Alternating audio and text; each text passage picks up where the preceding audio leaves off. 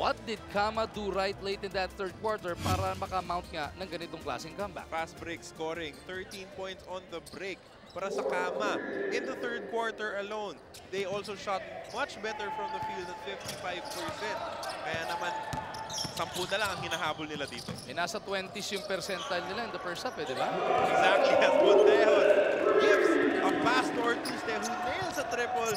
7 na lang ang lamang from a high of 24 points. Bitoon gustong makabawi para sa Supremo. Kasama niya si Gabayni. Escueta nandiyan din as well as Chodoro and importante.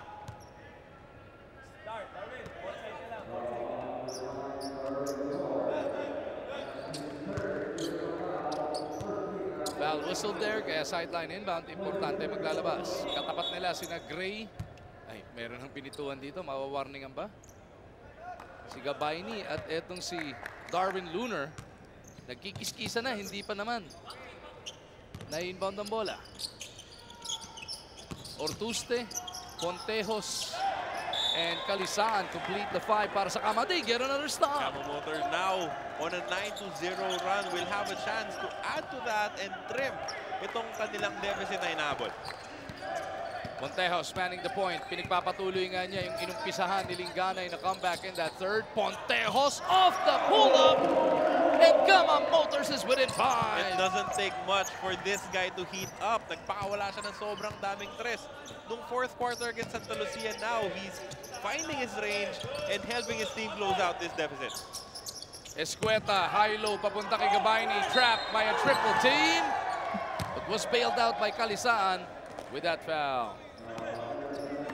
At para malaman natin ano nangyari sa kampo ng Supremo Legs, makibalita ulit tayo kay Miss Rizalyn. Mag-go first time, alam mo, narinig ko nagtaas ng boses si Coach Ralph Rivera kasi sabi ko nga sa'yo, very malumana ito, di ba? Kahit kumbaga puna na, maganda pa rin ang kanyang tono pero kanina galit na siya. Ang punto kasi niya, bakit daw nagsisisihan yung mga players niya, siya nga mismong coach, hindi daw siya naninisi. Ang sabi lang niya, malayo pa yan. Kahit nahabol na yung lamang natin, kayang-kaya pa rin naman nating manalo. First thing that they have to do is to communicate better. Nakikita nga daw nila na pini-pressure, lalong-lalo na yung ball handlers right from the inbound.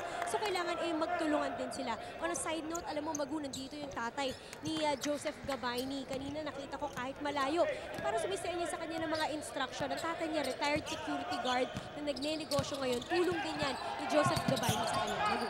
Maraming salamat, Miss Riza. Cabrera lines it up. Gabayni with the board. Matutuwa ang kanyang airpods na nandirito nga sa loob ng arena. Cabrera very good off the bench after not playing in the second and third quarters because tumira. Kakabalik lang niya. Chodoro to Escueta. Pupunta sa kanto. It is importante. Gabayni boards it. Put back is good. Man, yung malakas. Joseph Gabayni getting that offensive rebound and scoring on a putback para iangat ulit ang kalamangan nila to 8 points. Pontejos with the leather. Di maipagpag itong si Bitoon. And from the left side, there was a foul already whistled bago pa man makaangat.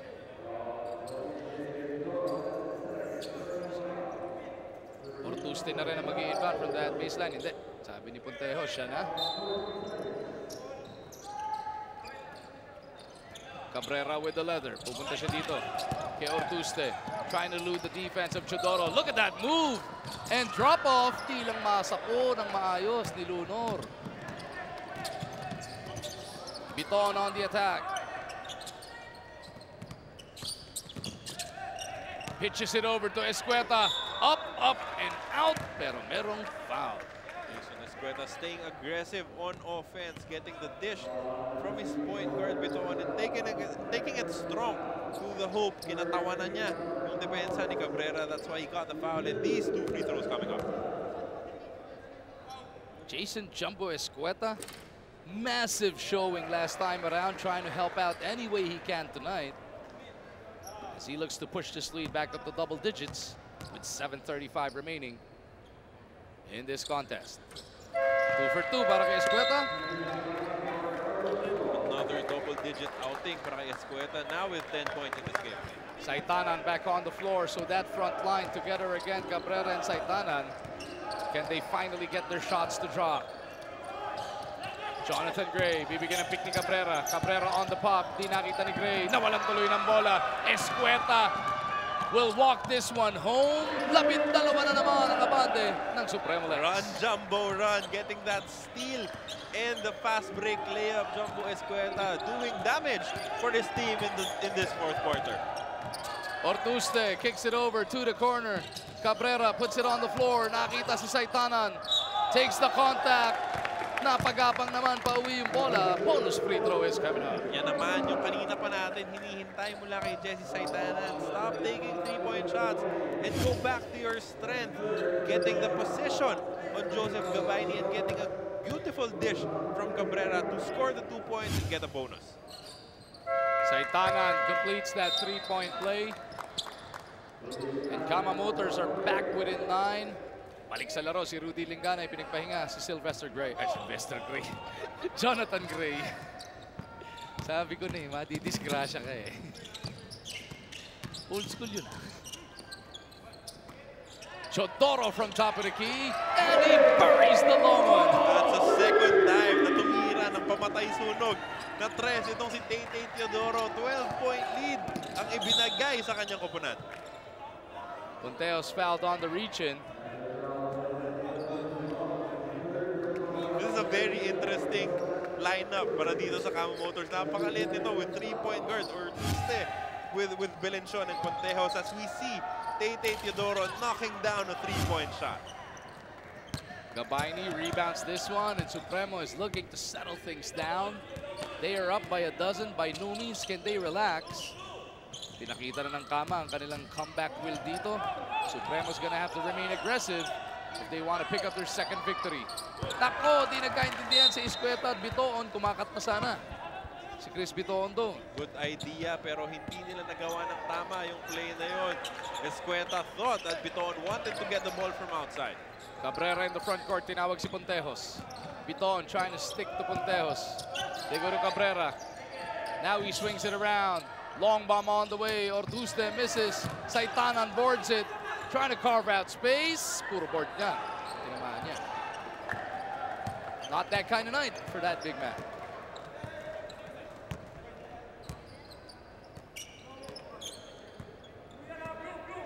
Less than 6 minutes now remaining inside the San Juan Arena as Bitoon hits once again. Bitoon, a very timely shooter, no? Hindi siya nagdodomina ng opensa ng kanilang koponan, but when they need him the most, he always shows up.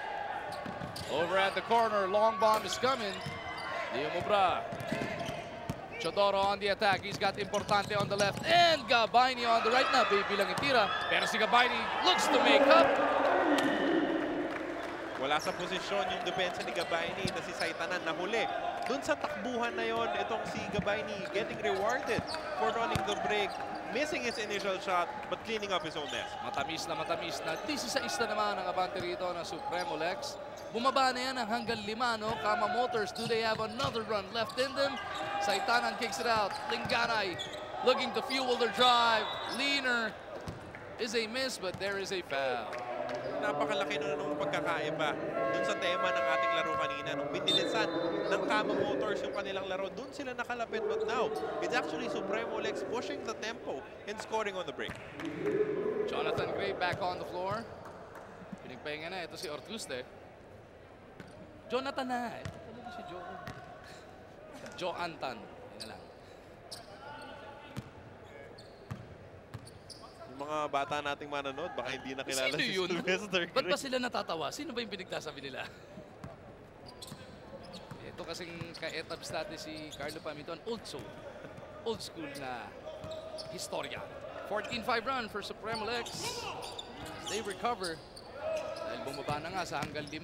Ang abante nila, Escueta. Trying to fade away. Linganay para sa rebound. Pontejos na una na. Ball goes back to Linganay. Cabrera. Back to Rudy. Cabrera will launch it. Mr. Automatic, he has not been all night. Pero nando doon si Linganay to clean it up. Look who's running the other way, Carlo. Minadali ni Teodoro. Probably not a good idea there para kay Teodoro. That was a 1-on-3 opportunity. And when you're protecting a lead, it doesn't make sense para atakihin mo yung mga ganung pagkakataon. 3:59 natitira sa ating bakbakan. Inabot ng foul. Etong si Linganay. 2 shots parating para kay Rudy. One thing that can work in the favor of Kama, penalty na ang Supremo. Which means they could score some points na hindi gumagana yung ating game clock, which should give them more opportunities. Magana, hindi lang maandar. Gumagana naman. Pareho lang Pag yun di gumagana, blanco yung bottom right. Oh. Blanco lang. Out ka agad ni direct yung graphics na. 85-75. It is a 10-point lead para sa Supremo. Can they hang on? Was the 24-point bubble enough para mapangalagaan nila ang kanilang ikalawang panalo? Got 3:52 to try and figure that out as Kama is trying to do all they can to come up with stops.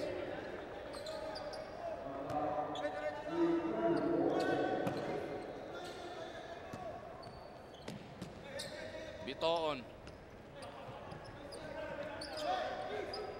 Try and use some clock. Try to be patient on this attack. Coach Aris Dimonanyo, sabi tira. Nandito sa tabi natin, nadinig ko eh. Kalaban yan, Coach. Tinataranta. Linganay pushing hard, down by 10. Linganay to the cup. Nako, niluwa. Jonathan Gray is there to clean it up, and once again there with an 8. Stay with it. Yun yung pinakita ni Jonathan Gray doon. He did not assume na mapapasok na ni Lingana yung tira na yun. That's why he got the offensive rebound and the putback too. Gabayni at the post. Panggaan sila ni Saitanan. Ginagamitan siya ng forearm, ano? Oo, and to make sure na hindi mapapasok yung tira nitong si Gabayni, may extra move pa doon si Saitanan. You know, forearm, it's a little bit of that elbow sa pag-turn and then some extra motion. Para sinisigurado nga niyang wala sana 3-point play opportunity, kung tinamaan pa si Rep sa mukha. Buti na lang, di sila technical pareho kasi pag referee yung tinatamaan. Gabayni took care of that first shot. He looks to push them back up by 10. Gabayni misses. Alam niya kung saan papunta yung bola, pero nauna siya ni Saitana. Pontejos on the move. Down the middle, off the curl. Pontejos pinali pa bago pinabanda. Pontejos giving his team some hope of scoring a comeback by making those fast break 2 points. Pito ang abante ng Supremo. Biton on the move. Gets it to Escueta. Pupunta sila sa kanto. It is importante. Oh! Murray's a long two. Kala natin, binalibag na lang. Importante yung tira na yun. He did not look to be balanced. Gabayni with a steal. Chodoro will attack. Finishes with a left. Ganda naman ang desisyon niya doon.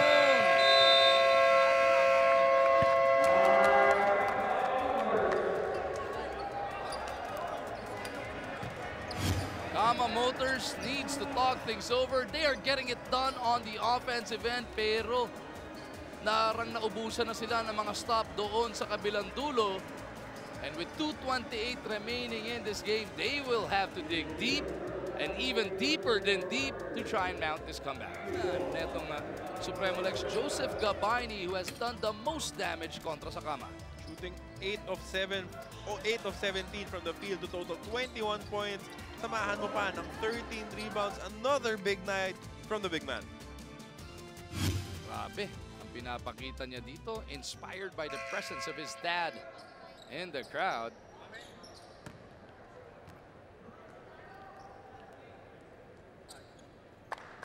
Ang bola nandirito sa Kama Motors. They are down by 11 points. Parang 91 kanina. Akala nila 3 yung kaya-importante. Oh, it was downgraded to a 2-point shot. Stepping nga. Lingana in the front court. Importante. Right on him. Pontejos. Dadaan sa pick ni Kalisaan. Pontejos drops it off. The big man. Saitanan. Misses ay hindi nagkaamo yan si Marquez at Bitoon. Sayang yung pagkakataon na yon. That could have been another big stop para sa Supremo Legs. Pero itong Kama will get another chance to trim this lead. Kalisaan trying to slither his way to the cup. Gray working against Bitoon. Jonathan lilipad. Took the contact. Crash start to the floor. Foul is whistled on Gabayni. Si Gabayni nagko-complain. Sabi niya, tumalon lang naman siya pataas. But still, There was enough contact in that play to call a foul, and Jonathan Gray will shoot 2 free throws.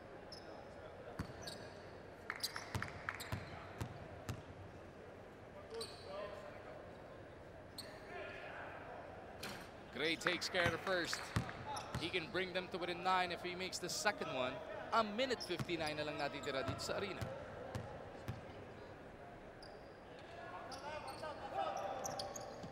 Jonathan goes 2 for 2. Now Kama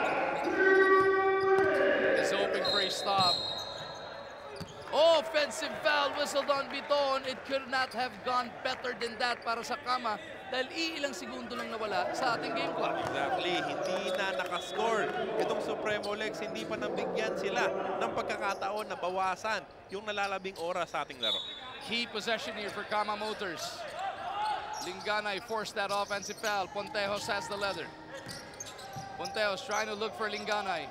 Chodoro trying to stick to Rudy. Linganay kicks it over. Calisaan from 16 feet out, and they are within 7. Staying hot. Itong si Calisaan after taking a break in our 4th quarter. Nakakuha na naman siya ng napakagandang pasa dun sa pagkakataon na yun. That's why he was able to sink this mid-range jumper to trim their deficit down to 7 points with still 1:44 left in this game.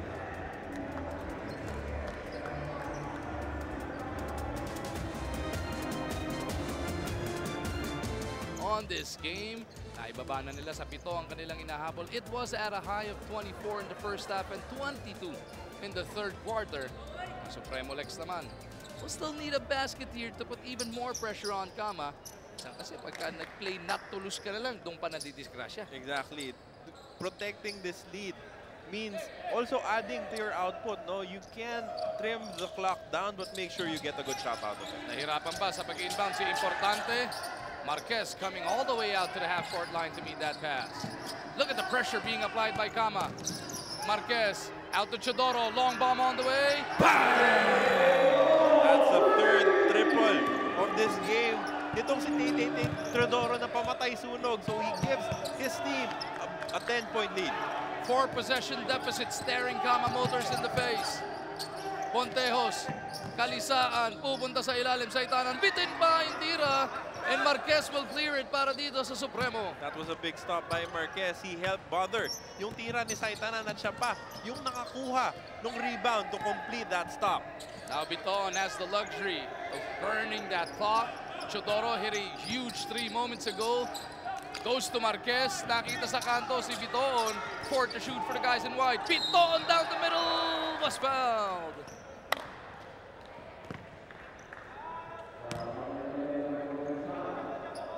Two makes here might just do it, Carlo. And Kama Motors, they had their opportunities.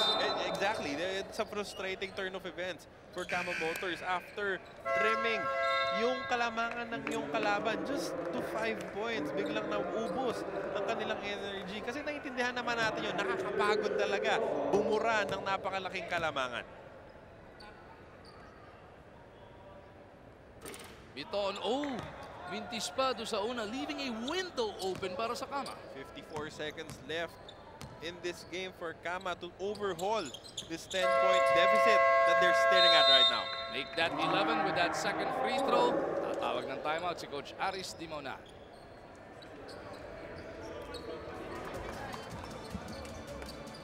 (94-83) Supremo Lex. Have they done enough to secure their 2nd consecutive victory dito sa 2015 PCBL Founders Cup?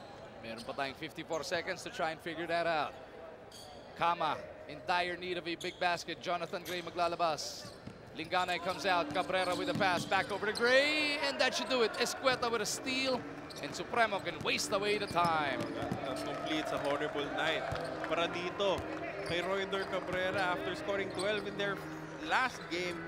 Wala pa siyang nagagawa dito, missing all of his 6 attempts from 3-point range and throwing that pass which led to a turnover.